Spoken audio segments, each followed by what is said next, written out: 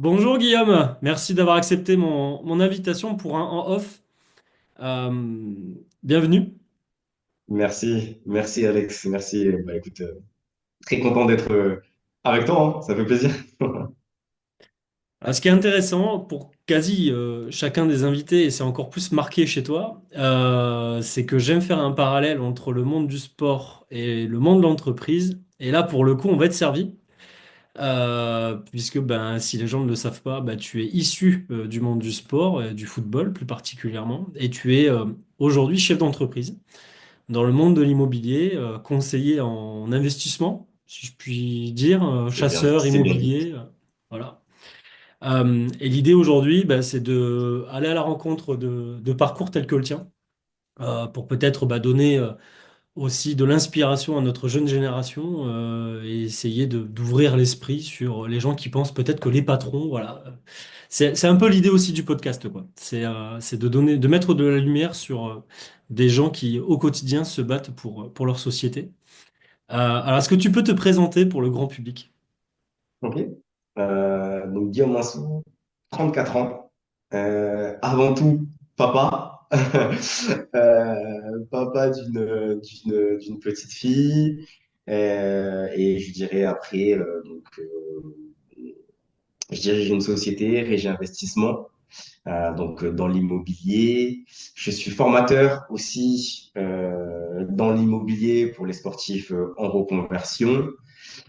Je suis maintenant, j'ai été adopté par la ville de Toulouse, mais je suis né à Nice, hein, et j'ai grandi à Fréjus, côté région PACA. Et donc voilà, et important, d'origine martiniquaise. Ben oui, c'est très très bien. C'est important les origines. Très très important. Tout à fait. Ça nous définit pas forcément, mais ça fait de nous. En tout cas, c'est la première graine, quoi, on va dire. C'est ça. Donc, tu es issu du monde du sport. On va repartir sur l'enfance. Qu'est-ce qui a fait à l'époque, au-delà du talent, qu'est-ce qui a fait à l'époque que tu t'es lancé sur une carrière qui s'apparente aujourd'hui à une carrière à haut niveau? Je pense que j'ai grandi dans un milieu où mes parents aimaient le sport. Mon père était fan de foot. Il était lui aussi, il a joué au foot. Et j'ai baigné dans ce milieu-là. Aussi, c'était quelque chose qui était, le football était un sport accessible, hein. Le football est un sport accessible. Donc, très rapidement, bon, j'ai été de cette génération-là. On a pu jouer jusqu'à tard le soir, voilà, dans les villages, dans les villes. On joue ensemble, tout ça. Donc, j'ai vécu très rapidement du football. Et c'est vrai que bon, ben, de fil en aiguille, on s'inscrit au club.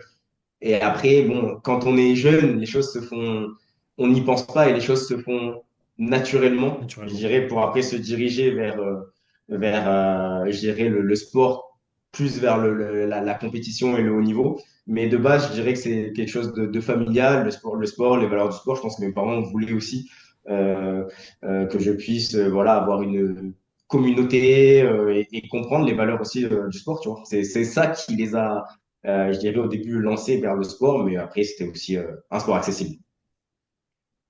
Donc, dans ta tête, ça a démarré vers quel âge le fait de potentiellement avoir une bascule sur non pas juste un loisir, mais aussi potentiellement de devenir un métier pour toi? Wow. C'est assez tôt, si tu veux. Il y a des clubs qui venaient à Fréjus. Donc, en fait, c'est ce qui est dingue, hein, c'est que maintenant, en étant papa, je me dis, bon, bah, est-ce que moi, mon enfant, à 12 ans, je dirais, il peut partir là-bas, là-bas, à l'autre bout du monde. Et eux, ils viennent à cet âge-là, même plus tôt, maintenant, encore plus tôt maintenant. Puis on avance plus d'ailleurs, ils les prennent tôt, les jeunes joueurs. Bien sûr. Et en fait, au début, tu joues au foot, tu comprends que t'es pas mauvais, mais effectivement, quand on vient t'approcher, oui, l'Olympique de Marseille, oui, le FC Nantes, etc., quand t'es gamin, t'arrives pas à comprendre réellement ce qui se passe, mais tu te dis, là, il y a des choses. Et donc, évidemment, il y a tout un engouement qui se passe autour de ça qui te fait penser que potentiellement, un jour, tu pourrais arriver dans ces sphères-là. Et moi, on va dire, ça s'est fait peut-être sur les coups de 12 ans, 11 12 ans. Vers là, j'ai commencé un peu à comprendre, mais c'est vachement jeune, hein. T'imagines, Bah, 12 ans, t'imagines, toi qui c'est as des sixième, enfants, quoi. ah, Sixième, cinquième. t'es jeune. Mais ouais, déjà à ce niveau, à cet âge-là, on te fait comprendre que tu pourrais potentiellement. Et les gens te montrent de l'intérêt. Et c'est quelque chose qui, déjà assez jeune, il faut gérer, quoi. Ouais. Donc ça remonte il y a maintenant plus de 20 ans, puisque tu as 34 ans aujourd'hui. Comment ça se passe à l'époque? On toque à ta porte ou on passe par le club? Comment ça se déroule pour un parent qui nous écoute aujourd'hui? Le gamin a un talent. Comment ça se passe derrière le rideau?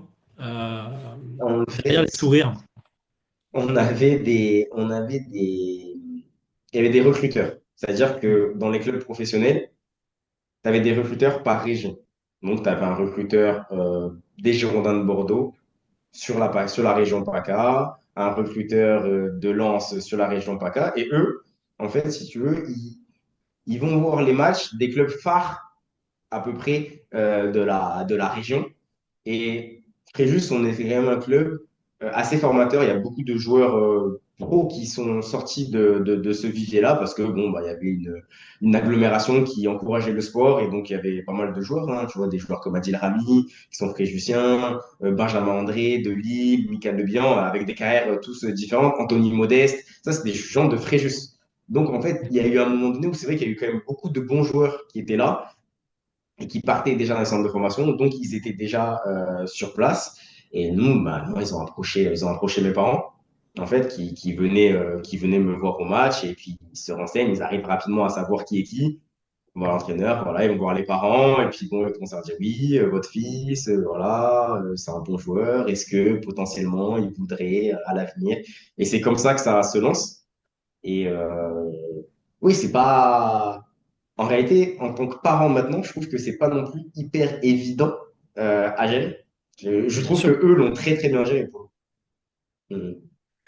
Parce Ils étaient qu'ils déjà restent dans toujours un dans la environnement. dynamique de protection. Ouais. Ce que j'allais dire, un gamin qui est pas bien entouré, où les parents sont pas calés sur ce genre de choses, ou du moins ils n'ont pas la visibilité de ce qui va se passer, c'est très compliqué. En l'occurrence, ça a l'air d'être le cas pour toi, tes parents t'ont accompagné. Ils étaient déjà issus d'un monde pro ou pas du tout? Non, pas du tout. Ils ne savaient Rien du pas du tout. tout Ok. ce à quoi ressemblait le sport de très haut niveau, on va dire, de haut niveau. Mais je pense qu'ils avaient euh, la bonne approche et les parents font comme ils peuvent dans ces cas de figure-là, parce que c'est pas évident. C'est quelque chose, tu dois prendre des décisions pour un enfant qui est très jeune, c'est pas évident. Donc, eux, c'est vrai qu'ils ont eu quand même une approche très ouverte et, et en même temps protectrice de tout ça. Et ils m'ont donné quand même finalement assez de choix dans tout ça. Et je pense qu'ils ont eu le bon discours auprès de ces recruteurs, parce que bon, après, en plus, il suffit qu'il y ait un joueur qui soit un peu intéressant. Là, ça y est, là, on rentre dans le panier au crabe, hein. Donc, moi, j'ai pas du tout subi ça, mais eux, je sais qu'ils l'ont vécu. Après coup, ils m'ont expliqué comment ça s'était passé et l'entourage. Mais on n'a pas tous la chance d'avoir l'entourage. Donc, c'est vrai que c'est des milieux qui sont rapidement particuliers, on va dire. Mm. Alors, ils viennent chercher un gamin ou une gamine pour le sport, hein, en l'occurrence pour toi pour le foot, pour ton talent au foot. Est-ce qu'on te parle malgré tout d'éducation, d'école à ce moment-là? On va dire que en fonction des clubs, on va pas les citer, la démarche est différente. Et forcément, ils vont essayer, en fait, les recruteurs, certains recruteurs, faut jamais mettre tout le monde dans le même panier, c'est pas l'idée, mais ils savent, ils ont des attitudes maintenant que je réfléchis comme des commerciaux. Ils savent où tirer. Et donc, ils vont un peu prendre le profil des parents, parce que c'est les parents qui sont décisionnaires, savoir s'ils ont un profil très porté sur les études, savoir s'ils ont un profil très porté sur mon enfant, il aura une grande carrière, euh, un profil porté sur le matériel, et Ils s'adaptent, quoi. ils vont s'adapter. Mais je dirais que quand même, euh, l'aspect étude est toujours quand même abordé à cet âge-là, encore heureux. t'imagines. Et donc tu pars très jeune ou on te laisse le temps de mûrir à Fréjus et on t'accueille un peu plus tard, à l'époque? Au début, moi, ils voulaient me faire partir à 13 ans. Ils voulaient me récupérer à 13 ans. Donc, moi, Fréjus Bordeaux, bon, c'est pas la porte à côté non plus. Ben non. Euh, donc, finalement, on échange avec mes parents et, enfin, on échange. Mes parents décident que je partirai plutôt à 14 ans. Bon, et du coup, je pars pas au centre de préformation. Ouais, c'est ça. J'arrive au centre de formation à 14 ans. Bon, euh, ça fait un gap, hein, t'es jeune, mais moi, c'est vrai que c'est pas quelque chose que je l'ai pas subi parce que j'étais dans l'inconscience et l'insouciance. Moi, cette personne. Mais ouais, tu pars 14 ans, je suis parti, on fait les bagages et centre de formation. Et là, tu arrives dans un monde complètement nouveau. Complètement nouveau. C'est quoi l'état d'esprit lorsque tu arrives? Alors, après, c'est tout à chacun, j'imagine. Mais toi, comment tu le Non, vis, ça? il y a... En fait, tu comprends que tu pars pour apprendre un métier et t'es un enfant. Et tu dois aussi, à côté de ça, ben, poursuivre euh, ta scolarité. Mais là, c'est différent. Tu vas avoir des groupes de 20, 25 joueurs qui ont tous un certain niveau dans le football, du coup, en l'occurrence, et qui ont tous la mentalité et l'objectif, finalement, d'arriver à un endroit. Mais Bon. tu vis en communauté tous les jours ensemble. Ça veut dire que tu apprends à vivre en communauté avec en tête que tout le monde a cet objectif-là. Donc, c'est un peu particulier parce que même, finalement, les autres catégories, tout le monde est dans cet état d'esprit-là.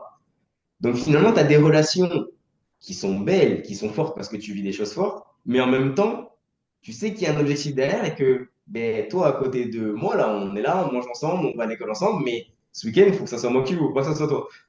Tu vois? Et donc là, tu développes un petit peu ce côté, finalement, tu rentres dans la compétition, tu rentres dans le haut niveau et tu rentres dans ça et c'est pas facile pour tout le monde à appréhender parce que, et en plus, généralement, quand tu arrives au centre de formation, dans ton club, tu étais un joueur reconnu.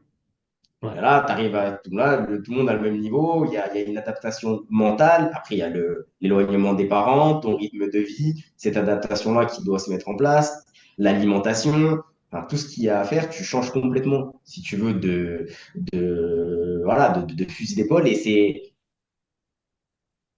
c'est pas évident le centre de formation, c'est un peu l'école de la vie, c'est un peu la jungle. Et les joueurs arrivent de Tout d'horizons horizon. différents, Ouais. classes sociales différentes, t'as tout. Tu regroupes le peuple et tu fais un gros mélange et t'as les centres de formation aujourd'hui. Donc, ça arrivait de Paris, ça arrivait de Marseille, ça arrivait de Lille, ça arrivait de l'étranger. C'est la première fois que tu vivais comme ça avec des étrangers. Et bon, c'est une école de vie exceptionnelle, mais qui n'est pas faite pour tout le monde, je pense. Moi, j'ai eu de la chance, j'ai eu rapidement des gens qui m'ont aidé dans le centre de formation. Et à cette époque-là, j'étais très bon joueur. Donc, quand tu sors un peu de l'épure, à ce niveau-là, ça va, tu es un peu protégé. C'est plus facile, quoi. Ouais, Même pour c'est toi, déjà au pour te début, fondre. moins sur la fin. Et par rapport à l'éloignement avec la famille, est-ce qu'il y a un moment donné une forme de doute qui peut se créer, de se dire, OK, c'est mon rêve, mais ça va, comment dire, cette fragilité qu'on peut tous avoir à un moment donné, est-ce qu'elle prend le dessus? Pour beaucoup, oui. Enfin, pour certains, oui. Il y en a qu'on a vu 3 mois, ils sont repartis. Il y en a à l'hiver, ils sont repartis parce que c'était trop difficile, parce que dans tout ça, tu as les blessures. Tu grandis aussi en tant qu'homme, en tant qu'homme, tu as les problèmes à l'école. Voilà, il y a tous ces points-là où ben, tu peux pas forcément te retourner vers quelqu'un. En tout cas, tu n'as pas cette présence physique. Hmm. Donc, il y en a beaucoup pour qui ça a été compliqué. Sur les premières années du centre de formation, j'ai eu la chance de traverser tout ça de façon assez, je dirais, fluide parce que j'étais international jeune, j'allais en équipe de France, je jouais, j'étais surclassé, je vivais pas, j'avais les bons côtés. ça m'a forgé quelque chose. Mais après, sur la deuxième partie du centre de formation, quand on arrive du niveau senior, là, tout a basculé de l'autre côté. Et là, j'ai eu cette période plus difficile de doute. Moi, je l'ai eu un peu plus tard. Jeune, j'avais l'insouciance et j'avais la réussite. Donc, ça se passait assez bien. Mais après, j'ai eu les tartes qui sont arrivées plus tard dans la carrière. Mais ça fait partie d'une évolution de sportif, de haut niveau et d'homme. Comme je pense qu'on a tous voilà, notre histoire, tout simplement. Bien sûr, tout à fait. Quel que soit le métier, quelle que soit l'histoire. Si tu devais nous donner le moment où tu t'es senti le plus fort dans ton art. Voilà. Là, tu t'es dit à tout moment, le sélectionneur de l'époque m'appelle parce que même si j'ai 15 ans ou 16 ans, je suis serein Moi, avec le ballon. je pense qu'à 16-17 ans, j'étais un joueur important en sélection internationale. J'étais bien vu par bah, la cellule professionnelle du club. Donc à ce moment-là, c'est vraiment l'époque où je planais, entre guillemets, au niveau du club, des Girondins de Bordeaux. Donc, c'est là où j'étais. Et je m'en souviens, j'avais fait un match, et d'ailleurs, je connaissais pas du tout cette région-là. J'avais fait un match à Auch. D'accord? On avait dit oui, on allait jouer contre l'Allemagne à Auch. Ça veut dire que tu avais rendez-vous à Clairefontaine, toutes les générations, tu faisais les entraînements, tout ça, et puis après, tu partais jouer à Auch. Moi, je savais pas où c'était Auch. Tu vois, je connaissais pas Auch particulièrement. On jouait 2 matchs, en fait, contre l'équipe d'Allemagne. Et on m'avait dit à l'époque, tu vas jouer contre le meilleur joueur du monde de ta génération. Je lui dis, tu sais, quand t'es jeune, quinze Ah seize ouais? ans, tu sais qui est le meilleur joueur, tu sais qui est le meilleur joueur du monde? Vas-y, ramène-le. Ramène-le. Et là, on a joué contre Tony Kroos. Ah Mais à ouais. l'époque, Tony Kroos, c'était personne, hein. Bah, c'était un bébé, quoi. Et là, je te jure, parce que nous, on était dans les passements de jambes, les petits ponts, tout ça. On avait une mauvaise version de ce qui était le football de haut niveau. Que Et lui, ben, c'était tu le vois, le top. Tony Kroos que tu as connu dans la Real Madrid, tout ça, qualité de passe, intelligence de jeu, sérénité, il était déjà comme ça à cet âge-là. Ah ouais. Intouchable sur le terrain, toujours un temps d'avance, tout ça. Et là, je me suis dit, ah, Ça, c'est le haut niveau, ok, quoi. ok, c'est ça qu'il faut aller toucher. Ouf, là, il faut s'accrocher. Parce que le gars, c'était incroyable. Tu vois, une propreté, etc. Et tu vois, une maturité dans le jeu qui était incroyable. Mais bon, cette période-là, c'est ouais, 16-17 ans, c'était la période où j'étais le mieux. Mm. Quel est l'événement qui fait que tout bascule, entre guillemets? Tu dis qu'à un moment donné, il y a eu cette montée, et puis à un moment donné, tu as senti que voilà, le gap, tu le passerais pas. Il y a, Vers quel âge et comment tu le sens? ça se passe bien jusqu'au moment où on arrive en réserve pro. Ça se passe plutôt bien. Mais je sens que quand j'arrive dans le niveau senior, quand même, tu me connais, je suis un peu léger, tu vois. Et j'étais encore plus léger à l'époque. Et quand même, dans le foot français, à ce moment-là, on cherchait des joueurs quand même bien étoffés physiquement, tu vois. C'est Moi, j'avais l'après une base 98, plutôt quoi. technique. Ouais, voilà, des mecs qui suivaient à l'impact, etc. Et la manière dont on jouait, ça ne me mettait pas forcément en valeur. Mais même, il y avait une dimension athlétique qui était quand même difficile pour moi. Et il faut pas se mentir, à un moment donné, moi, tu sais, tout ce qui était muscu, etc., j'étais pas le plus assidu, tu vois. Et dans le football moderne, c'est des athlètes maintenant. Les mecs qui sont bons, très bons, techniquement intelligents, mais c'est des athlètes avant tout. Tu vois. Ouais, c'est des Et à un athlètes. moment donné, si tu veux pas travailler sur cette partie-là parce que tu estimes que toi, tu n'en as pas besoin ou tu n'as pas envie, C'est mort. un jour ou l'autre, tu vas le payer. Ouais, Et j'estime que, tu vois, avec le recul, bah, moi, je travaillais pas ça. Je voulais pas. J'avais pas envie, j'estimais que moi, j'avais pas besoin de ça. Je l'ai payé. Quand je suis arrivé à un certain niveau, bon, bah, il faut tenir sur les jambes, mais c'est pas de la musculation pour gagner en volume. C'est vraiment pour une tonicité. Et ça, tu vois, je l'ai pas, je pense que je suis pas allé au bout de ça. Et j'ai senti que quand je suis arrivé en senior, c'était chaud, en réserve. Après, t'as toujours des faits. Et tu vois, il y a eu la Coupe du Monde de jeunes où j'avais été appelé à Clairefontaine. Et tu sais, c'était déjà à cet âge-là, tu avais un groupe élargi et tu en avais certains qui n'étaient pas pris pour partir au Japon. Et moi, il m'est arrivé ça. J'ai été pris dans ma génération et finalement, au dernier moment, on t'appelle dans le bureau. Tu sais que quand on dit va au bureau, Et je peux te dire que là, quand je suis reparti de Clairefontaine, que je suis revenu, ça a été long. Et à partir de là, aussi mentalement, j'ai pris un coup. Après, j'étais avec les pros aussi à Bordeaux. Et c'était l'époque de Laurent Blanc, c'était le coach. Ça se passait bien avec Gasset aussi. Il m'avait dit, on te fera signer pro, on te prêtera parce que t'es pas encore assez prêt. Et au dernier moment, ils sont partis en équipe de France. Et ils m'ont appelé, ils m'ont dit, bon, on pourra pas te faire signer. Tigana, il est arrivé, on fait signer aucun jeune. Et là, t'as tout qui s'écroule. Parce que tu signes pas dans le club où tu pensais que tu allais signer. Et là, ouais, là, c'est là que ça a bifurqué.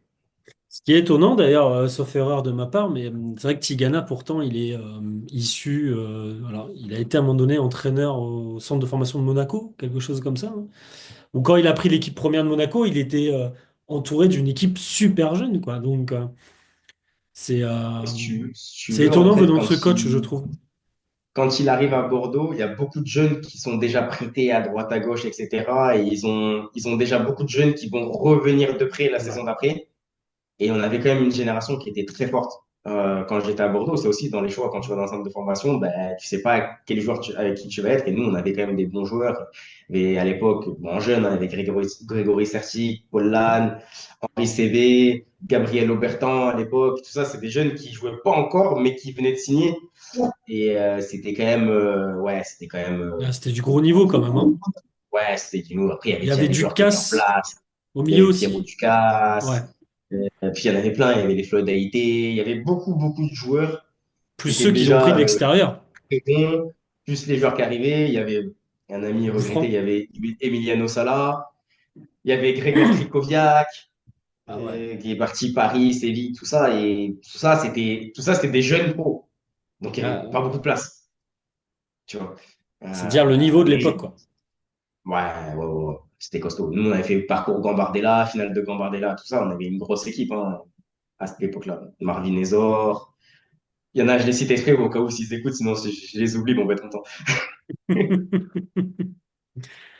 Donc là, Girondin de Bordeaux, tu sens que le palier va être compliqué.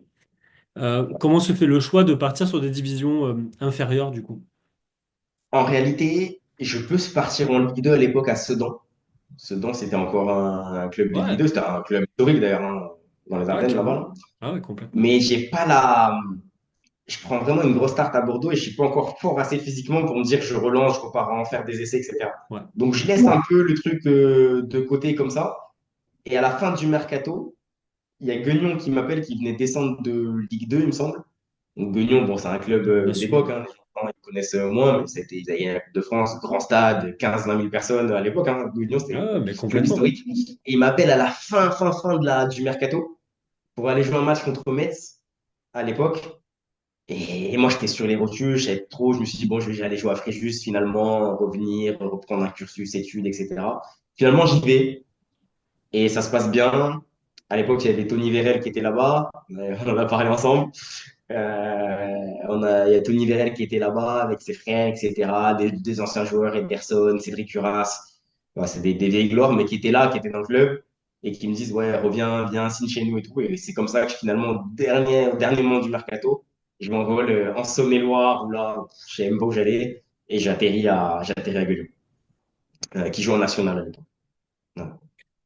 Et de là, s'ensuit une dizaine d'années, du coup, entre National, CFA, mais Ouais, essentiellement je National. fais 7 ou 8 ans en national Ouais. où j'enchaîne Guignon, après Chine Orléans dans un très beau projet, là où j'ai une très grave blessure. Parce que là, je remontais dans le monde pro, parce que j'étais bien reparti, j'étais bien revenu, mais j'ai une très grave blessure, une grève qui m'entraîne une grève de peau, une grève de peau que j'ai toujours, hein, Sur un match? ouais, un match que je joue à Fréjus en plus, incroyable, Ah ouais. où je jouais à Orléans et je joue contre Fréjus et j'ai cette très grave blessure à l'issue d'un tacle. Et là, après, j'ai une greffe de peau, le temps que c'était une autogreffe, donc il faut que la greffe, quand tu as une greffe, il faut qu'elle prenne, tu dois rester immobilisé, il faut pas bouger, etc. Là, pendant un an, j'arrête le foot quasiment. Et, euh, et là, après, c'est difficile, il faut trouver des clubs, etc. Et je signe dans un club de national en Vendée, pour Ressurgie, à l'époque, petit club de national, qui me relance, qui veut bien me prendre, alors qu'on ne sait pas trop si je peux continuer le foot. Et là, je rentre très difficile cette année-là. Après Luçon, où là, on finit deux, troisième de national. Par contre, on fait de très belles choses. Et après, je sens que j'ai donné de ma personne un autre projet. Et c'est ce qui me fait arriver à Colomiers, en CFA, du coup, où là, je leur dis, bah, je reviens ici avec un autre projet. Je voulais être dans une grande ville, j'avais ma compagne qui était là, et on voulait arrêter de valdinguer dans des petits clubs. Et je voulais être dans une grande ville pour profiter d'une ville avec un autre projet de reconversion déjà à cette époque. Et D'ailleurs, c'est une ce qui a fait question que. que c'est une question que je me pose fréquemment lorsque je pense à la carrière d'un footballeur ou un basketteur ou même d'une nana, hein, aujourd'hui, parce qu'on parle souvent des mecs, mais les nanas aussi sont à haut niveau. Comment ça se passe pour le conjoint? Parce qu'il y a une forme de sacrifice lorsqu'on parcourt comme ça de ville en ville et de contrat en contrat, puisque ben aujourd'hui les gens le savent, mais j'ai l'impression que ça sort un petit peu du cerveau de chacun, c'est que ce sont des CDD. Et On signe que des CDD, tout à fait. Et ouais. effectivement, pour le conjoint, c'est vraiment, ça demande une adaptabilité à un rythme de vie qui est particulier. C'est-à-dire, finalement, tu es souvent à la maison en semaine parce que tu as les entraînements, etc. Donc, c'est génial parce que tu peux participer à certaines choses. Tu as un rythme, par contre, en termes d'alimentation, d'hygiène de vie qui est bien huilé. Par contre, tu n'as aucun week-end. Les vacances, tu sais pas quand tu les auras, les mariages, tout ça, tu peux pas dire j'ai un mariage, etc. T'as une vie qui est particulière, avec ses plus et ses moins. Mais par contre, pour elle, pour lui, c'est dans un cas différent, ben, demain, tu es prêté, tu dois signer dans un club, bah, tout s'arrête. Donc, t'as beaucoup de mal à créer un cocon et c'est des personnes, c'est bien que tu t'en parles parce que c'est finalement des personnes qui sont oubliées et qui pourtant font partie prenante de ta carrière et qui sont là dans le soutien, mais par contre, Ah, qui c'est ont ton du mal. coéquipier de vie. C'est un coquille de vie parce que voilà, dans le football, tu fais six bons mois, ben, tu peux partir au bout de 6 mois. Tu fais 6 mauvais mois, tu peux être prêté là-bas. Nous, il y a des moments, on devait partir à Bruxelles, on pouvait partir en Afrique du Sud, on pouvait faire, et elle était là, bah, moi, mon boulot, je sais pas comment, mais voilà, c'est pas facile. Pour elle, très courageux. C'est pour ça que moi, j'ai voulu à un moment donné me poser aussi Ouais. pour elle, parce que je sentais qu'aussi, j'allais plus forcément aller plus loin, tu vois. Mhm. Donc tu es arrivé à Colomiers, et Exact. Colomiers qui est tout proche de Toulouse pour ceux qui nous regardent dans une autre région. euh, pour y faire à la fois le foot, mais aussi pour aborder le sujet de la reconversion. Donc, qu'est-ce qui t'amène dans l'immobilier? Qu'est-ce qui te plaît à l'époque? Qu'est-ce qui t'amène dans ce secteur d'activité? En fait, je m'étais formé pendant ma carrière, je me formais déjà à travers des formations qu'on peut avoir via le syndicat des footballeurs pro. Tu as accès à des formations. Et moi, j'avais toujours voulu, tu vois, essayer de m'ouvrir. Dans mes temps libres, voilà, apprendre des choses. J'étais toujours curieux, j'avais fait des formations en anglais et autres, mais l'immobilier, c'est quand même quelque chose, il y avait un fil conducteur avec l'immobilier. Et aussi, bon, il y a la problématique qu'on avait aussi dans le sport, c'est que il y a des joueurs qui voulaient investir et souvent ils savaient pas ce qu'ils faisaient ou les fréquentations n'étaient pas les plus bienveillantes qui soient et Mm, ça a mm. amené à des dérives dans les investissements et c'est quelque chose qui va aussi interpeller. Tu vois. Donc, je me suis dit, ben, j'arrive dans une ville qui est dynamique, il y a un marché et je me rendais pas compte à l'époque en plus, qui était très porteur. Et peut-être qu'on va un peu essayer de sensibiliser les joueurs à investir proprement. Mais c'est vrai que je partais d'une base juste de formation, voilà, de temps à autre dans l'immobilier et il n'y avait rien de concret, mais j'avais ce projet, j'avais un projet. De toute façon, je savais qu'il fallait que j'ai un projet. Je voulais pas venir juste pour jouer. Et bah, après, je me suis donné les moyens pour avoir mon BTS, etc., pour avoir la carte T. C'est comme ça que c'est parti. Mm. Et ton projet, parce qu'aujourd'hui tu travailles, donc tu as créé ta propre structure, qui pour rappel s'appelle Régie Investissement. Comment tout ça se construit, ton business model? Parce que faire de l'immobilier, c'est un bien gros mot. Tu pourrais très bien vendre des maisons, des manoirs. Enfin voilà. Alors, Aujourd'hui, ta cible client, entre guillemets, ta stratégie interne, c'est d'accompagner l'investisseur. Comment t'en es venu à cette conclusion à l'époque Et comment ça se met en place aux prémices? Hum, Au début, donc j'arrive à Toulouse, je connais pas Toulouse et je connais pas grand monde, mais je sais que derrière moi, avec ma carrière, j'ai quand même côtoyé du monde. Donc je me dis, bon, tous ces gens-là, dans tous ces gens-là, il y a des gens qui ont besoin d'investir et de préparer un avenir. Préparer un avenir, c'est vraiment un sujet de sportif, mais au final, c'est un sujet pour tout le monde. Donc moi, j'étais dans cette niche, si tu veux, là, de base.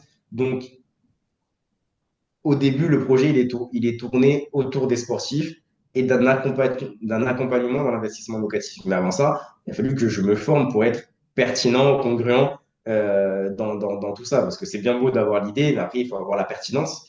Bien sûr. Et donc, je me suis beaucoup formé et j'ai aussi appris à comprendre cette ville.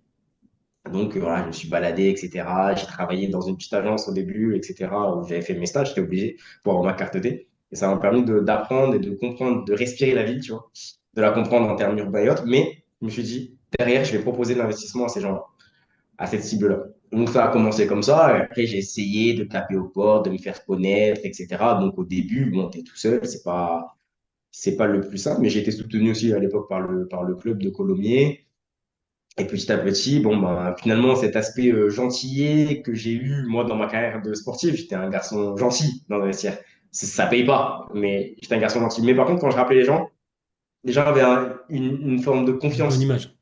de bonne image. Donc, quelque part, ce qui m'a un peu desservi pendant le côté foot, on va dire, m'a plutôt ouvert des portes derrière. Parce que les gens, ils étaient quand même à l'écoute de ce que je voulais leur dire. Il n'y avait pas de cette barrière de qu'est-ce qui va se passer, je vais me faire arnaquer, etc. Il n'y avait pas de tout ça. Et ça m'a permis ben, de commencer un premier projet avec quelqu'un, puis un second, et après d'enchaîner. Mais de base, moi, dans le projet, c'était prends ta carte T, ouvre une structure, essaye de travailler ton réseau pour commencer à proposer de l'investissement. Donc, bon, ça, c'est parti, voilà, un bureau, un ordi, un téléphone, et on essayait comme ça, quoi.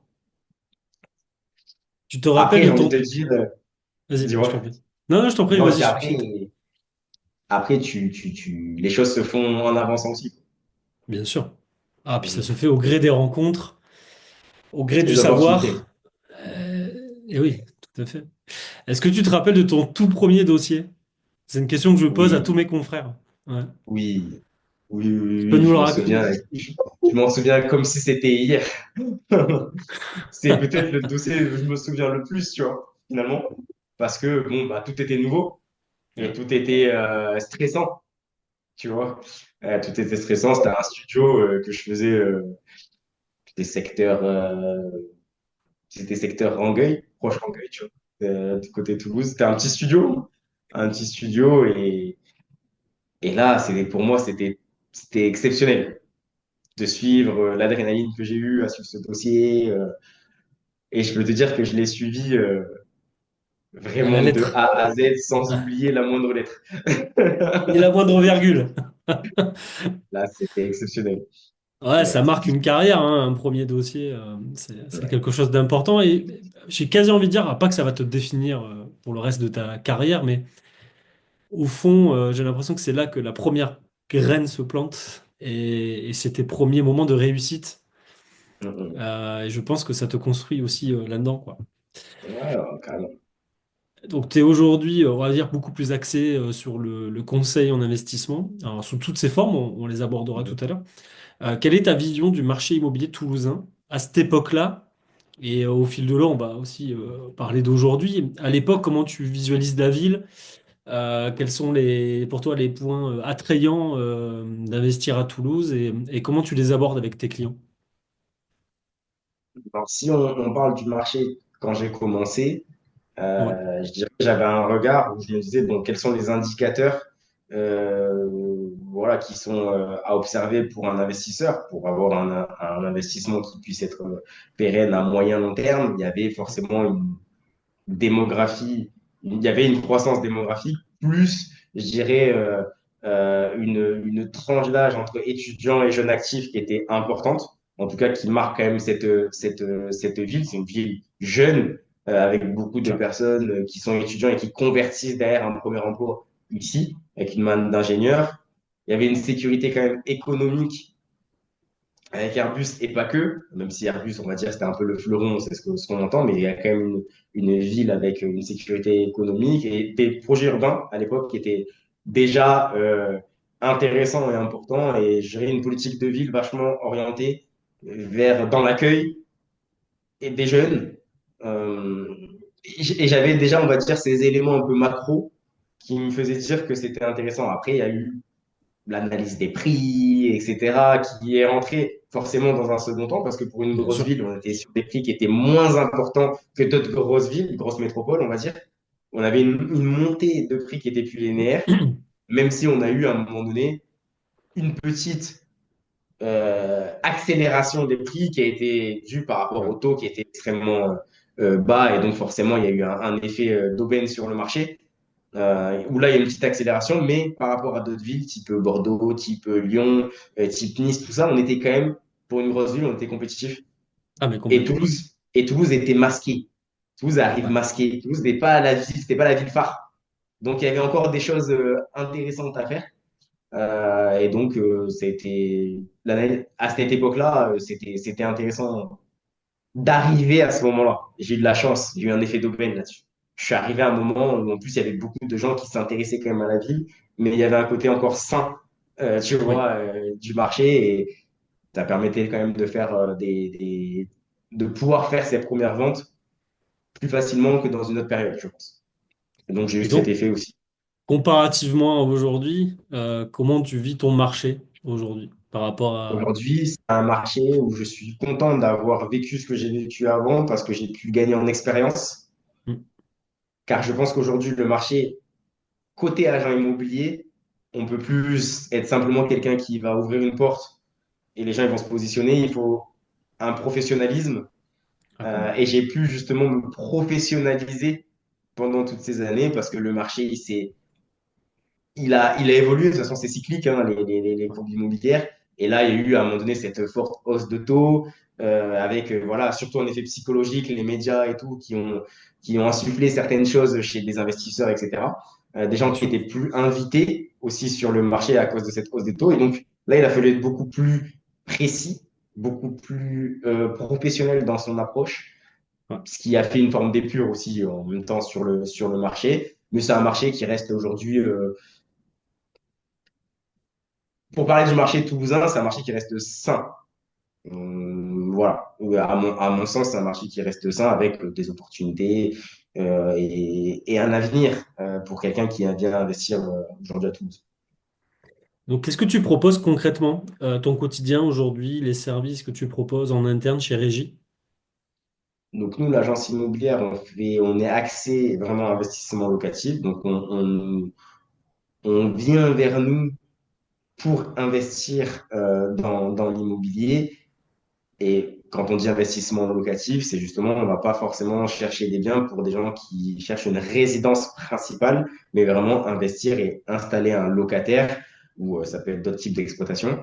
Mais en tout cas, nous, on vient de voir exclusivement pour ça. Aujourd'hui, c'est le positionnement de l'agence, expert en investissement locatif. En tout cas, c'est les services. Donc, avec des services qui en découlent, donc nous, on peut faire tout ce qui est suivi de travaux, des projets clés en main. Ça veut dire on va vous suivre de la recherche jusqu'à la location de votre bien. Donc, on a un service de gestion locative dans l'agence donc pour gérer les biens et pour les louer.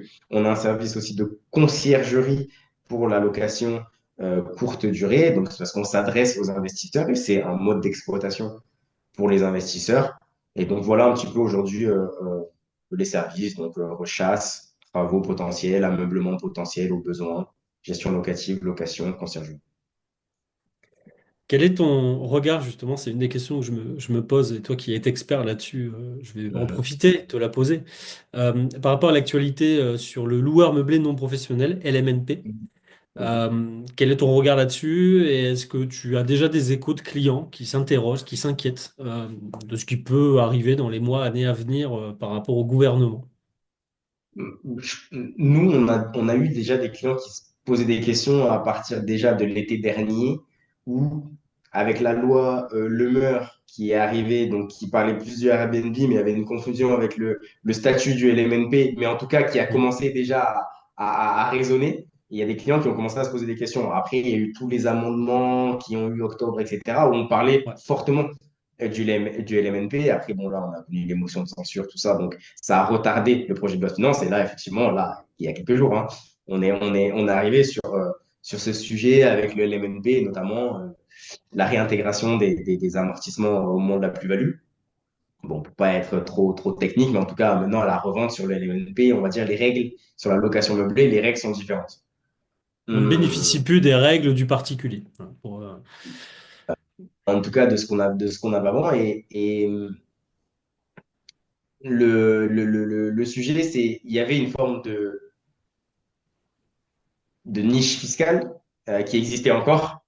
Et avec la conjoncture économique, il était quasiment évident qu'à un moment donné, cette niche allait disparaître.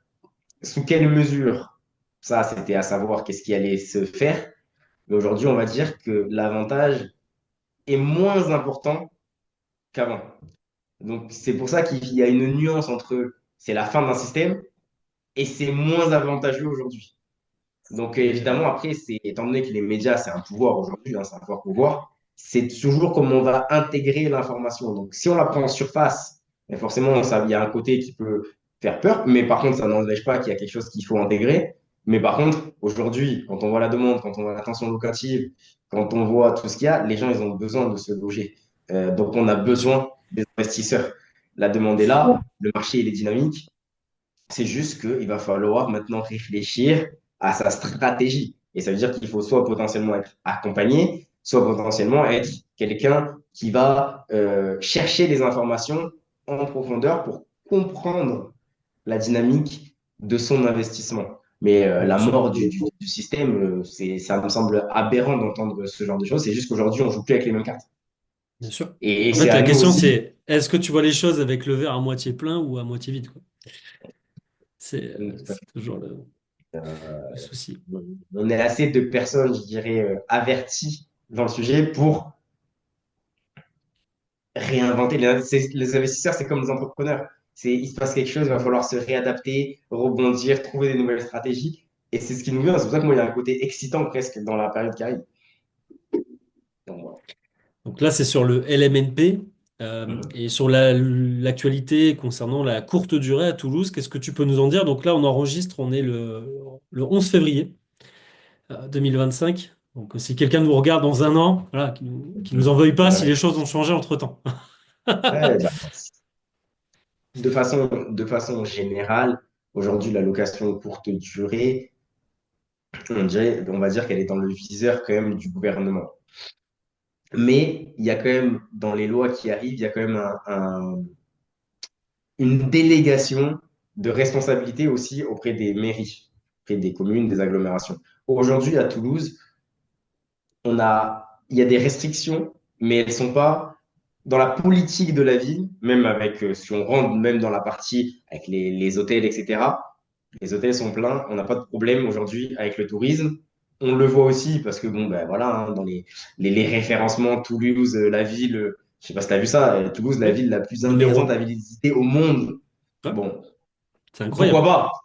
Mais en tout cas, on est dans une ville où on va promouvoir encore le tourisme, la visibilité, l'histoire, etc. Donc, il y a des restrictions, mais qui restent mesurées encore à Toulouse. Par contre, effectivement, bon, ben voilà, il y a des sujets au niveau national qui vont permettre d'avoir un contrôle plus important.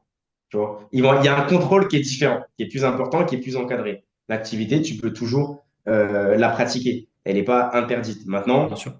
pareil, il faut comprendre hein, voilà, les histoires de compensation et autres qui existent aujourd'hui. Il y a un côté aussi social qu'il faut entendre, hein, voilà, loger la population. Alors, est-ce que le problème, il est réellement là? Ça, c'est un autre débat. Ouais. Mais on peut entendre aussi l'aspect social de la réforme. Parce que bon, il faut pouvoir loger les étudiants, les habitants, au détriment parfois de certains logements Airbnb, même si pour moi, c'est pas ça Non. le fondement réellement de la problématique avec la location courte durée. On a d'autres problèmes sociaux en termes de construction de logements euh, J'allais y venir. C'est ce qui prend aussi beaucoup de retard finalement sur le fait de voilà, reloger les c'est gens. C'est pas tout ce qui se passe depuis 2 3 ans. La promotion immobilière a pris un sacré coup derrière la tête et ça ralentit tout le processus d'intégration de cette population qui arrive en masse. On est quasi à 1,2 million, sauf erreur de ma part, sur incroyable. l'agglomération. Ce qui est délirant puisqu'on était à 850, 880 aux alentours de 2010. Donc C'est fou. c'est affolant, quoi. Aujourd'hui, si tu devais donner un squelette comme ça de l'investissement parfait à Toulouse pour celui qui te regarde, qui habite à Nantes, à Paris, à Lille ou à Boulogne-sur-Mer, par exemple, ça je fais un petit coucou par chez moi. C'est quoi le profil type de l'appartement parfait?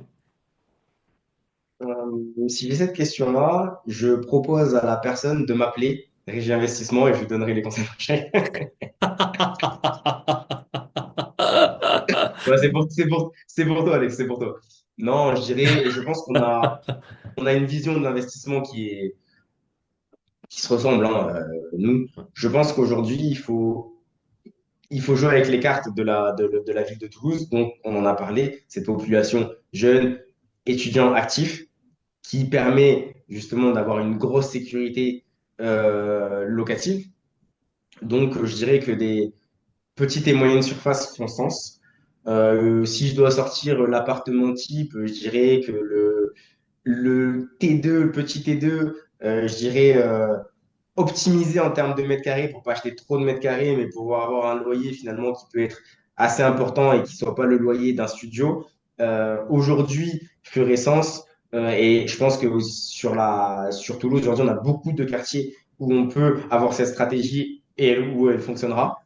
Donc la surface, c'est cette surface-là que je te donne, que je te donnerai. Après, il y a tout le travail, je dirais, à côté pour la bonne copropriété, le bon emplacement, etc. Mais la typologie de logement, je dirais que ça, c'est le millésime, je pense, pour moi, pour de l'investisseur euh, à Toulouse qui veut mixer rendement, qualité patrimoniale, sécurité locative.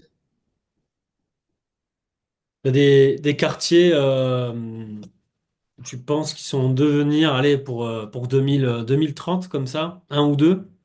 Ouais, je te dirais que le quartier de Bonnefoy peut être un quartier intéressant pour les investisseurs qui aujourd'hui on a des prix qui sont très abordables. C'est un quartier qui est en mutation, on va dire, mais je pense qu'à terme peut être un pari intéressant. Euh, tout ce qui est côté, je dirais, Nord Toulouse et Nord ouest de Toulouse avec Blagnac, Colomiers, même Purpan, voire Nord Toulouse, secteur minime barrière de Paris. Je trouve que ça, c'est des quartiers qui peuvent être intéressants avec aussi la troisième ligne de métro. Hein. Bonne fois aussi, la troisième ligne passe là. On va dire, ça, c'est des quartiers auxquels je crois. Après, c'est dans le quartier, il y a plusieurs quartiers, c'est sur la même chose, il faut savoir où. Mais je trouve que c'était intéressant. Et tu vois, ça, c'est une question sur laquelle j'aimerais bien t'entendre.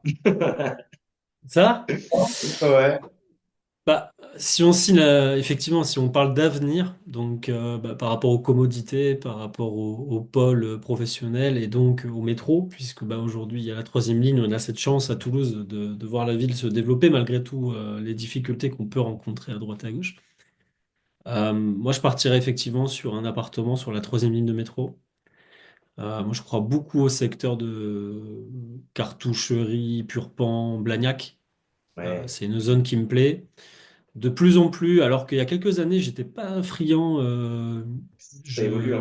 j'irais sur Bonnefoy aussi. Alors pourtant, quand Mais j'ai démarré toi comme l'IMO, moi, t'as comme moi, on revient à un an et demi de ça, même 2 ans peut-être, allez, on n'irait pas y mettre un pied. franchement, jusqu'à 2021-2022, pourtant ça fait quasi 10 ans hein, que je parcours les rues, hein. Moi, Mais pareil franchement, que toi. Bonnefoy, ça me faisait pas fantasmer comme ça. Et puis, ben, plus on avance et il y a des petits immeubles qui, été détruit hein, par le fait que la mairie a préempté. Et en fait, ça donne un autre regard, je trouve, du secteur. Je sais pas si tu as le même, On le voit la même différent, vision. presque on le découvre. Ouais, ouais, carrément. Presque on le L'impression de découvre. découvrir. Et après, je miserai aussi sur la beige. Mais Oui, après, oui, oui, oui. voilà, c'est tout à La chacun, encore une PGI, fois. sens. Et c'est vrai que quand je rencontre des gens qui me disent je veux de l'hypercentre, par contre, tu vois, alors que j'étais très friand de l'hypercentre de 2015 à il n'y a pas si longtemps, bah en fait, je me dis est-ce que le prix en vaut la chandelle? Voilà. C'est aujourd'hui un peu ce que je me dis lorsque je conseille quelqu'un. Ça fait sens aussi. Voilà. Est-ce que je vais te poser quelques questions en vrac comme ça. Ok. Est-ce que tu as un mentor dans ce métier? Dans ce Dans le métier métier, ou à l'époque, lorsque tu étais dans le milieu du foot, est-ce qu'il y a une figure de motivation, quelqu'un qui t'inspire? en réellement, mon mentor, que ce soit dans le foot et dans l'immobilier, j'en ai un. Honnêtement, c'est mon père. Vraiment, dans sa manière d'aborder les sujets, de comprendre bah, l'attention qu'il apporte à toutes les choses et aux détails. Et ça m'a, et l'homme qu'il est. Et vraiment, ouais, si je dois sortir quelqu'un, ce serait mon père, vraiment. Mm. En tout cas, t'appliques. J'essaye. J'essaye. Est-ce que tu es plutôt de la team je prends ma retraite jeune ou au contraire je travaillerai jusqu'à très très tard? Fort, toi, tu poses des questions. Euh, En fait, je me dis que j'aurais du mal à pas travailler parce que j'aurais pas forcément le sentiment de travailler si je fais quelque chose que j'aime. Donc j'aime bien entreprendre, mettre des choses. Donc je dirais pas la retraite, le mouvement dans l'activité, pourquoi pas. Mais je dirais pas la retraite parce que j'aime bien créer, faire des choses, mais effectivement aussi avoir profité de la vie, c'est important. Mais ouais, je dirais aller plutôt travailler différemment, mais travailler quand même, entreprendre. Ouais. Si tu devais nous citer ta plus belle réussite professionnelle, on met le côté la famille, c'est quelque chose d'intime, ta réussite pro, que ce soit sur la première partie de ta vie de carrière donc, ou alors la nouvelle. Je suis très fier d'avoir pu vivre du football parce que c'était mon métier. Ça, je trouve que c'est une énorme fierté parce que tout le monde ne peut pas le faire. Et d'avoir surmonté ce que j'avais à surmonter à cette époque-là. Donc ça, franchement, je suis très fier. Et des fois, il y a des gens qui me disent, oui, ta carrière, tu aurais peut-être pu faire ça, peut-être pu faire ça. Mais ils ne se rendent pas compte de ce que j'ai tiré moi de cette carrière-là. Par contre, c'est vrai, à la décharge de coup, je l'ai compris après. Mais ouais, je suis très fier d'avoir pu vivre du football et d'avoir parcouru le monde, etc. Enfin, tu as des expériences que tu peux pas vivre si tu fais pas ça. Et parti à New York avec le foot, enfin, plein de choses comme ça, c'est incroyable. Et sur l'autre vie, si on va parler du pro, c'était plus avoir gagné, à être allé chercher, tout est modulable, en tout cas, à un instant T, une forme de liberté. C'est une liberté conditionnée. Oui. Mais voilà, aujourd'hui, tu vois, je peux aisément faire cet échange avec toi. Je veux aller voir ma fille derrière, je peux y aller. Et vu que pour moi, c'est une valeur importante, cette liberté-là, je suis content d'être allé, en tout cas aujourd'hui, être allé la chercher. Si tu devais nous confier un regret ou un échec.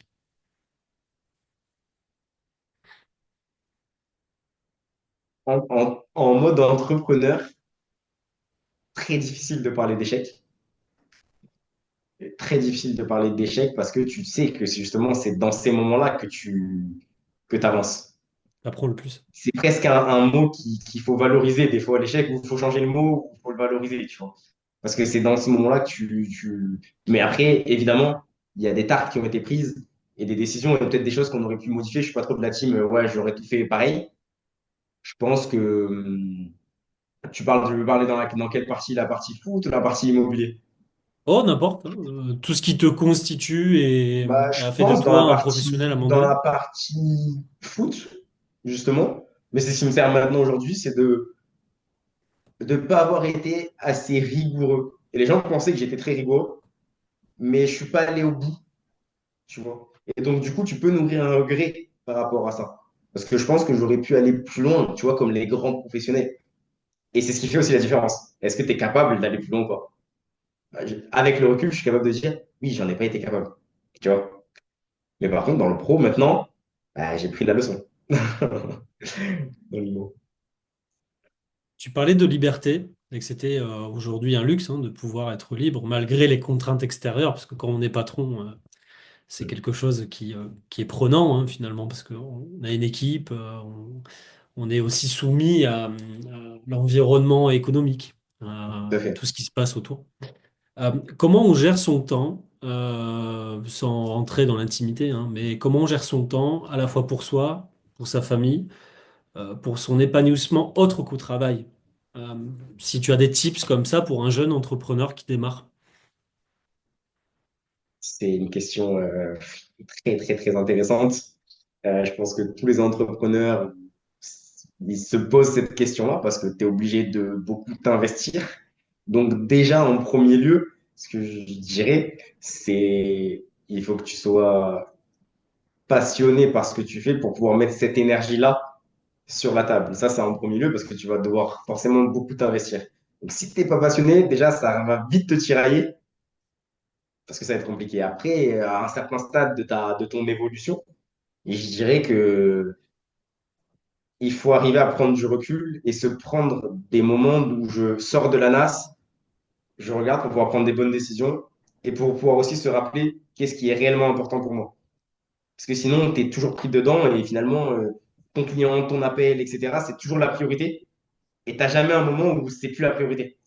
Ouais. Et si tu n'arrives pas à prendre du recul, enfin, moi je le fais en sorte d'aller à la montagne, ou avec, pour un moment donné, je sors de la nasse et je peux prendre des décisions, je peux réfléchir à ce qui est vraiment bon pour moi et de ne pas être dans cette sur-exploitation parce qu'on y rentre très très vite.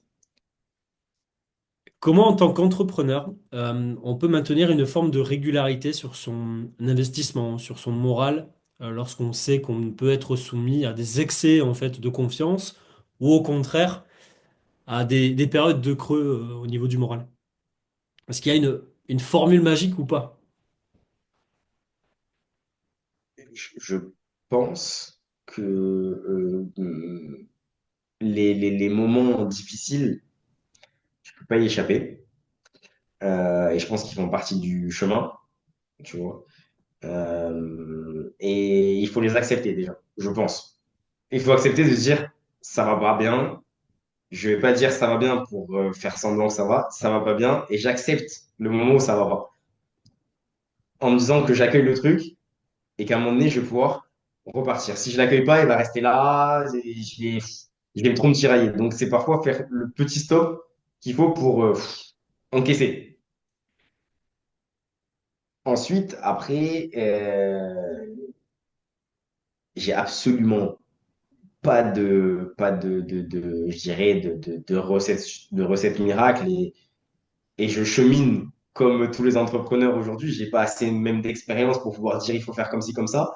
Mais en tout cas, à mon niveau, je dirais que tu as une hygiène quand même de vie. Et je parle pas, alors, si tu as la santé, l'hygiène de vie en termes de nourriture, sommeil, etc., là, tu es au top. Mais si déjà tu as une hygiène de vie perso et un cadre de vie, tu arrives quand même à un moment donné à retrouver de l'équilibre à droite ou à gauche, ça veut dire des habitudes, même si à un moment donné, il faut pouvoir être en mesure de les modifier, mais tu vas te lever le matin, tu sais qu'en tout temps, tu te rassures, je vais préparer ma journée comme ça. Là, et en fait, c'est des petits, enfin moi, pour moi, c'est des petits non négociables. Parce que même si j'ai peut-être pas envie de le faire, je sais que c'est ce qui va me permettre de passer à la journée d'après tranquillement. Et en fait, quand tu prends l'habitude de faire quelque chose, après, ça devient mécanique.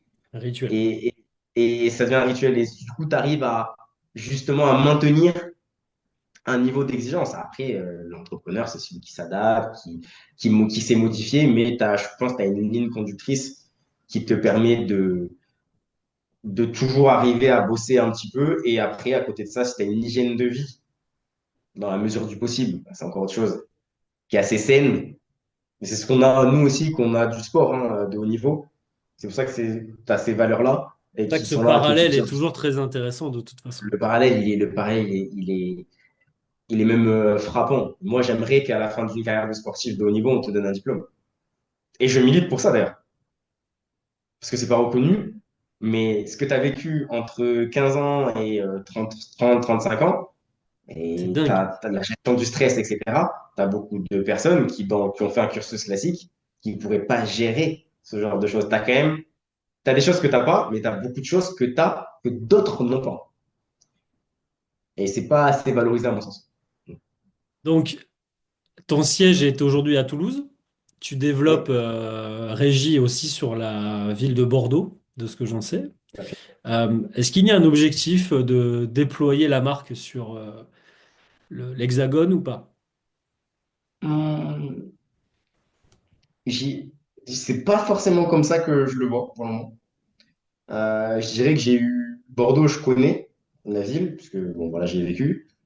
Et j'ai eu l'opportunité, effectivement, avec Over Mandanda et Jérémy Messiba, qui ont fait la formation que je propose, de développer avec eux, de commencer à développer Bordeaux. C'est une aventure qui est top. Hum, Et j'attends de voir comment ça peut évoluer, même si j'ai une vision, on va dire, à moyen terme. Mais en termes d'expansion, aujourd'hui, j'aime bien avoir une forme de spécialisation. Après, je ne me mets aucune limite parce que les opportunités font que. Mais aujourd'hui, voilà, continuer à développer Bordeaux, d'autres villes, jamais fermées, mais à voir par rapport aux personnes aussi avec qui je peux bosser. Tu sais, je suis pas prudent. J'aime prendre des risques, mais là, j'aime bien, je fais confiance en l'humain et il faut que j'ai les bonnes personnes, je pense, avec moi pour lancer. Donc voilà. Ça permet de faire une petite passerelle sur quelques questions humoristiques et après, je vais te laisser parce que tu as un agenda qui est très très serré et on en finira là-dessus. Si tu avais une table avec 6 personnes, une table avec 6 chaises, pardon, tu as 5 invités autour de cette table, qui inviterais-tu pour passer une bonne soirée? Pour passer une bonne soirée. Ouais, Parce que tu vois, si tu me donnes cette opportunité et que j'ai le choix entre n'importe qui, tu vois, je prendrais vraiment des personnalités peut-être des gens pas que tu as envie de troublantes, rencontrer, mais tu vois? ouais, des gens. Et ça peut être des gens, bon, même qui sont plus de ce monde aujourd'hui. Ouais, bien sûr, tout à fait. Ok. Tu vois, moi, je prendrais quelqu'un comme. Alors là, je dis des gens qui sont. Là, je sais que c'est des gens qui sont encore de ce monde, attention. On peut commencer à faire des trucs bizarres. Je dirais que Christiane Taubira, D'accord. parce que plus, pas pour l'aspect politique, mais ce qu'elle incarne en termes d'impact pour une communauté aussi, une certaine communauté. Quelqu'un d'important. Je dirais, je prendrais un profil comme le chanteur de lui, je l'adore, j'aime bien ce qu'il dégage comme énergie. Chris Martin, Oui, tout à fait. Coldplay. Coplay. Ouais. Coldplay, tu vois, ça, c'est quelqu'un, tu vois, qui dégage quelque chose et qui, je trouve, c'est un des derniers groupes, des vrais groupes, Ah, euh, un peu commerciaux et en même temps, voilà, qui font quelque chose où ouais, tu vois, mais il y a qui du remplissent talent, quoi. des. Ouais, tu vois, c'est des gens qui sont dingues, ça, tu vois, c'est costaud, quoi, tu vois. Je mettrais qui? Pour mon plaisir personnel, je sais même pas si, en termes de personne, il est intéressant, mais je dirais Andrés Iniesta parce que je suis dingue de lui. Joueur de foot incroyable. Euh, je te mettrais qui aussi à cette table-là? Je pense que je prendrais un. Tu vois, pas du tout pareil, juste pour comprendre la folie de ces gens-là, je pense que je prendrais Donald Trump. D'accord. Ok. Sachant que c'est un personnage qui est. Parce qu'il est Qui vend. controversé, tu vois. Et pour comprendre comment ces gars-là, ils font ce. Tu vois, pouvoir discuter. Tu Ouais, dire vois, pourquoi? Pourquoi en fait? ouais. C'est quoi, tu vois, c'est quoi le projet? Je pense que je prendrais un mec comme ça. Et après, sinon, je prendrais aussi peut-être dans le milieu du sport, quelqu'un comme allez, Teddy Riner. Pourquoi Ouais. D'être assez pas? inspirant par son parcours. Je sais C'est pas bien s'il qu'on manque parle quelqu'un. de. Là, t'es à 5. On est bon. On est bon, on est bon. Euh, on a parlé, enfin, tu viens de dire Iniesta, donc ça va faire une très belle passerelle. Si tu devais faire un 11 type, le 11 de légende au foot, quel serait-il? J'adore cette question-là, par contre. Je pense en gardien de but, ce serait. C'est pas un grand gardien, mais moi j'ai adoré plus par rapport à son époque. Je mettrais Victor Valdés. Je fais pas du tout l'unanimité au poste, mais parce que la Genèse ce Barça-là, je l'ai adoré. Je pense qu'en défense, j'aurais Daniel Alves, arrière droit, Marcelo, arrière gauche, brésilien. Défenseur central, même si c'est pas son poste de prédilection, je mettrais Maldini. Euh, Maldini et je pense je mettrais un Carles Puyol. Là, pas trop bon. Après, milieu de terrain, Pirlo, Andrea Pirlo, Iniesta, Zidane. J'ai le même. Euh, J'ai le même trio. Je peux Après, te je montrer pense, ma feuille si tu veux. je te crois, si t'es un puriste, je te crois. Messi, et après, il m'en reste deux. R9, Ronaldo, brésilien. Et avec lui, pour l'amour du football, je mettrais Berbatov. Parce que j'ai adoré le joueur. J'ai adoré cette Franchement, on sensibilité. a Un côté quasi la même, hein. entier. Quasi Ouais. la même. C'est ouf. Ce serait mon 11. Avec Pep Guardiola. Ce qu'il a apporté au football, quand même. Voilà. Si je devais le faire, je mettrais Neuer au but, Roberto Carlos à gauche. Euh, pour sa carrière, je mettrais Carvajal à droite. Parce qu'il a une sacrée carrière, il n'a jamais vraiment été si récompensé que ça, ce gars-là, si ce n'est sur du C'est collectif. vrai, ouais. Ouais, c'est vrai. Je mettrais Maldini et Stam en défense parce que j'aime bien qu'il y ait un bon méchant derrière, tu vois. C'était incroyable, ça. Et Maldini parce que c'est classe et tout ce que ça représente. Le trio, bah, Pirlo, Iniesta, Zidane. Et je pense qu'avec ça, tu peux faire pas mal de choses, et même sur coup de pied arrêté. Et j'ai exactement la même chose que toi. À droite, j'ai Messi. Dans l'axe, j'ai R9. Et à gauche, par contre, moi, je mettrais Titi Henry. Parce que Oui, moi, il m'a bien le, fait kiffer, Thierry Henry. le prime Thierry Henry, il est incroyable, hein. C'est vrai. Il est au-dessus. Enfin, après, bon, c'est des débats, mais pour moi, il est au-dessus de beaucoup, quoi. À son Ouais. prime, hein, forcément, hein. Si on prend la fin à New York et au Barça, c'est pas vraiment ça. Mais à son Non, prime, bien sûr, c'était une machine. c'est pas pour rien qu'ils lui ont fait des statues. Ouais, c'est ça, hein. Si tu avais allez, un club à nous donner dans les 5 grands championnats, donc Angleterre, Allemagne, Italie, Espagne, France, on va mettre la France, un club comme ça quand tu joues à FIFA ou si tu dois mettre un maillot pour jouer sur un terrain, tu prendrais quel club dans chaque championnat? En France, je dirais, mais là, on peut même plus jouer à FIFA avec, je dirais Bordeaux. Ouais. Je dirais Bordeaux. Tu m'as dit Allemagne. Aujourd'hui, je dirais Leverkusen. On allait les voir jouer là avec l'agence. Incroyable. Et Florian Wirtz, quel joueur en direct. Quel joueur? Incroyable. Quel joueur? Incroyable. Sacré entraîneur En aussi, hein. Espagne. Pardon? Oui, oui, oui. Xabi Alonso, ouais, c'est très fort. En Espagne, bon, le Barça. Je suis pour le Barça. En Angleterre, j'ai toujours aimé. Pareil, c'est des clubs qui sont maintenant, c'est plus. Au niveau du cœur, c'est Manchester. Mais bon, Manchester United, hein. Bien Mais sûr. bon, c'est plus du tout. Voilà. c'est autre chose maintenant.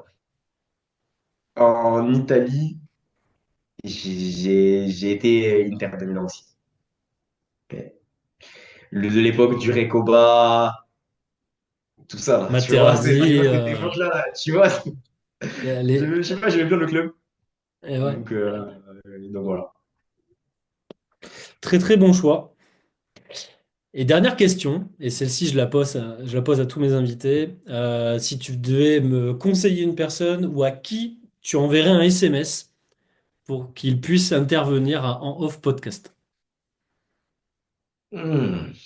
Quelqu'un qui aura une carrière, des choses à nous raconter et qui parlerait peut-être même de, voilà, de dépassement de soi, de résilience, de choix, des choses intéressantes pour le commun.